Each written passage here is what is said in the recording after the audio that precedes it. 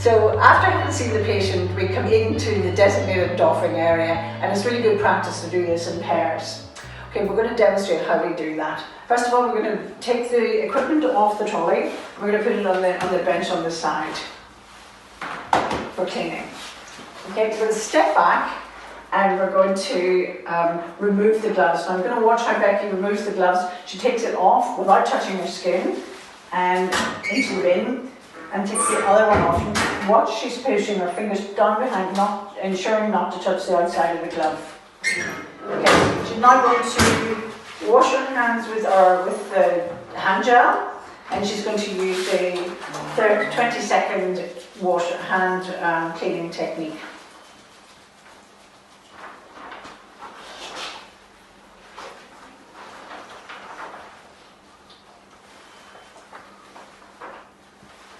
Okay, and now we're going to remove the apron.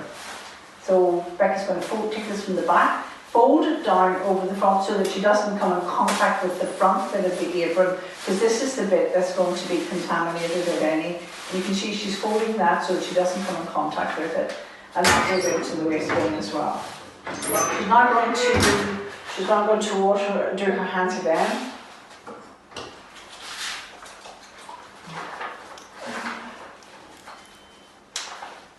Okay, well, we're going to pretend it's at already 30 seconds because we're doing this as a video. Okay, so now she's going to clean the equipment and clean the trolley. So she's going to put on a pair of gloves.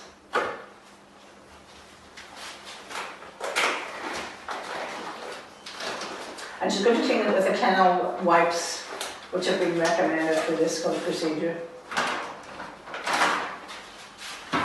So she's going to open out the wipe. It's folded in three. And you can use it actually quite broadly, you can wipe it around, okay? And then she's going to swirl the trolley around. Becky's getting her exercise in here because she squats. You can also do this if you're standing up and use your foot to swirl the trolley. It works quite well. So as you can see, she's doing a really good job of this. It's really important to make sure we get this technique right. We don't want to spread any of this virus. So the kennel actually itself it'll dry off and maintain a sterile enough field. Okay, she's not going to get rid of that. And now she's going to start to clean the equipment.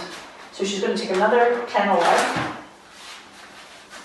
and she'll do the blood pressure meter first. And what we use is the machine part of it first, and then we come up the tubing.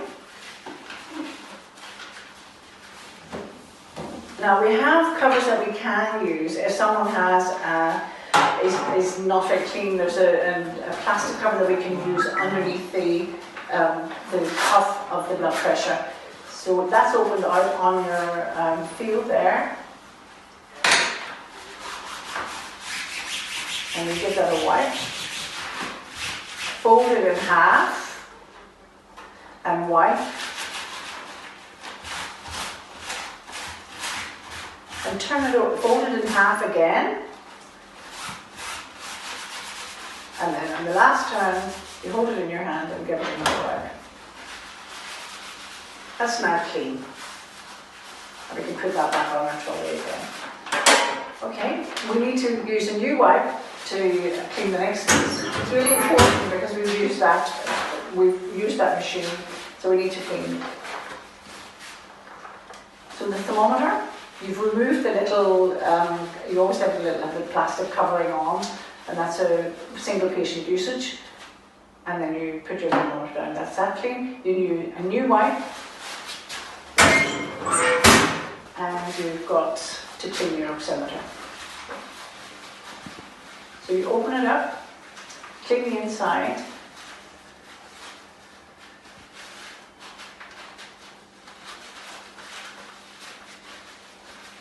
And that tube, ready to go. Okay. Now we want to, Becky feels that her visor needs washing or cleaning, so she's going to take her visor off. She's going to leave it on the side. And we're going to clean this as well.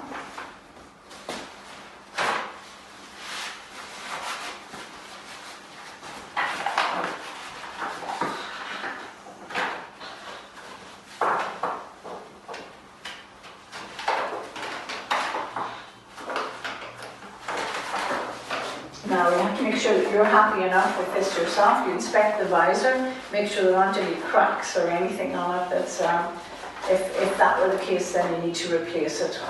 So if you're taking along the elastic as well, this is perfectly, everyone will have their own visor. Okay, so now we're ready to go up. That's it. So we move our trolley back over into the corner where it's kept. Everything that's on the trolley is now clean, and Becky's gloves are clean, and now she can take those off and go back to the clinical area where she's going to throw out her notes.